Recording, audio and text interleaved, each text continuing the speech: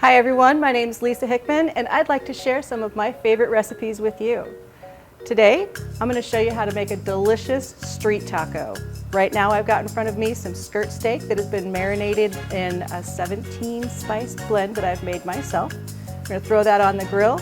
I've also got some lime cilantro chicken and we'll put it all together for a tasty lunch.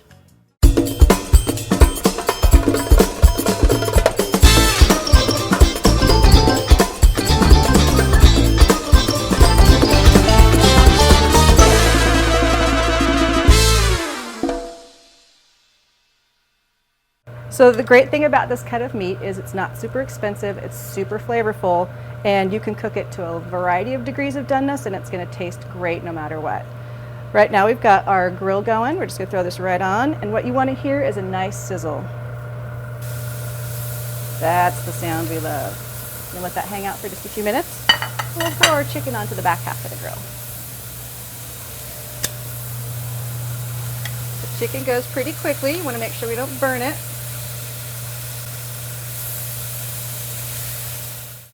So one of my favorite tools in the kitchen is this Bluetooth thermometer made by Meter. It's really great. You stick it in the thickest part of your meat. Open up your app on your phone and choose what meat you're cooking and what temperature you want it to get at.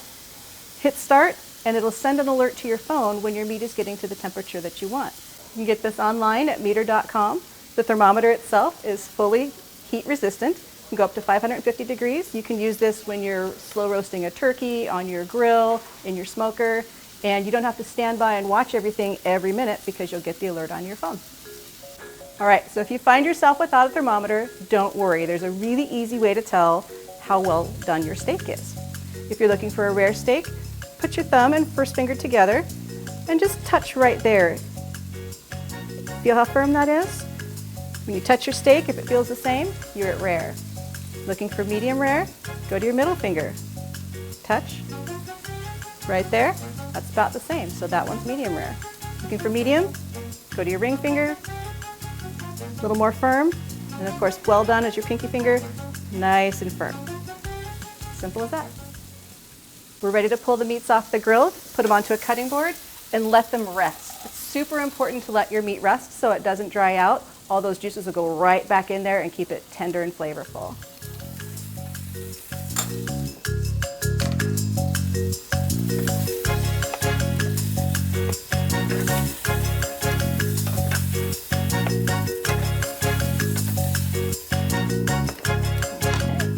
Let's turn the grill off.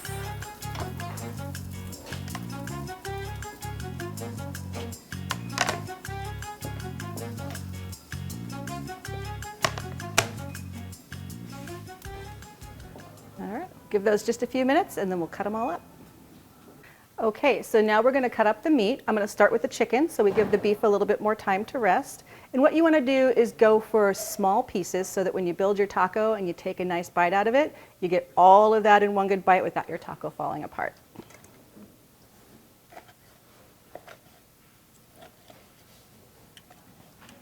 So because it's going into a taco, don't worry about perfect knife cuts and exact chunk sizes. Just make it something that you want to eat.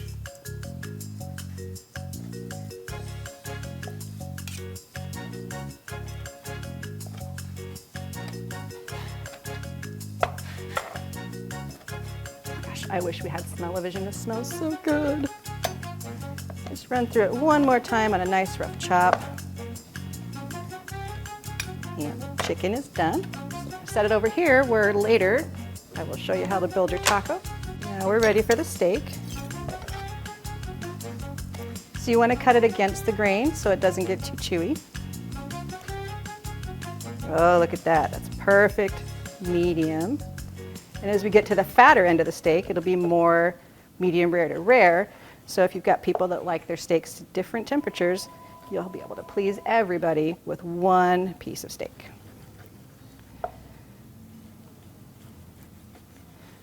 Now we don't need all of this steak for the tacos, so we're going to set that aside and just make nice small chunks with this like we did with the chicken. Look at that, because we rested it, there's not a whole lot of liquid that came out onto the cutting board.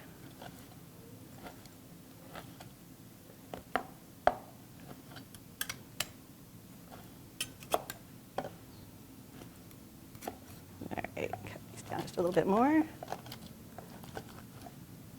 Now we are ready to build some tacos. One thing I'd like to do before we do that is put just a little bit of heat onto our tortilla shells. Just makes it a little bit nicer finish. Our grill is still warm from when we did the steaks. Just pop those on there for a minute. So a little bit earlier, I cut up some onions, peppers, jalapeno. I grilled some corn and took it off the cob, add a little bit of black bean. And here I've made a cilantro lime salsa. So we're going to make kind of a corn salad to go up on top of our tacos. So just pour that vinaigrette over the top, give it a quick mix. So this is great on the tacos. It's also great as just a little side salad if you are going to a potluck picnic. Super easy to make. It holds up really well. All right, now that we've got our corn salad all dressed, it's time to build the tacos. So we'll do a chicken. So if you don't have a grill at home, you can do all of these things in a cast iron skillet. If you don't have a cast iron skillet, any pan will do. Just make sure you put some oil in there so that the meat doesn't stick to it.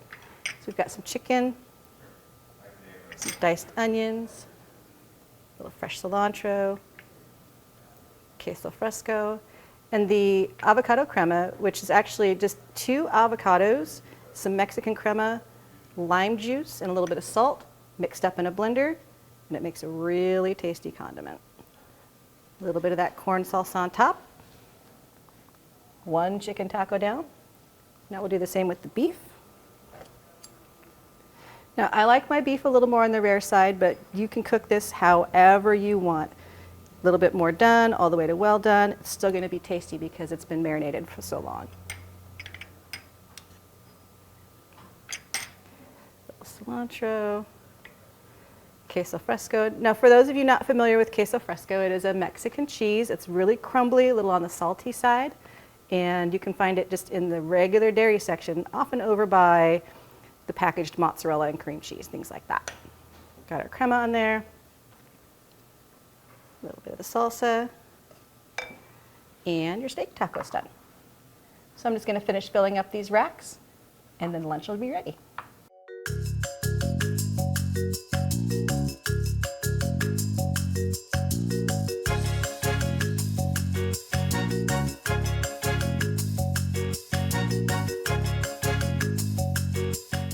So here we have it, delicious chicken and steak street tacos.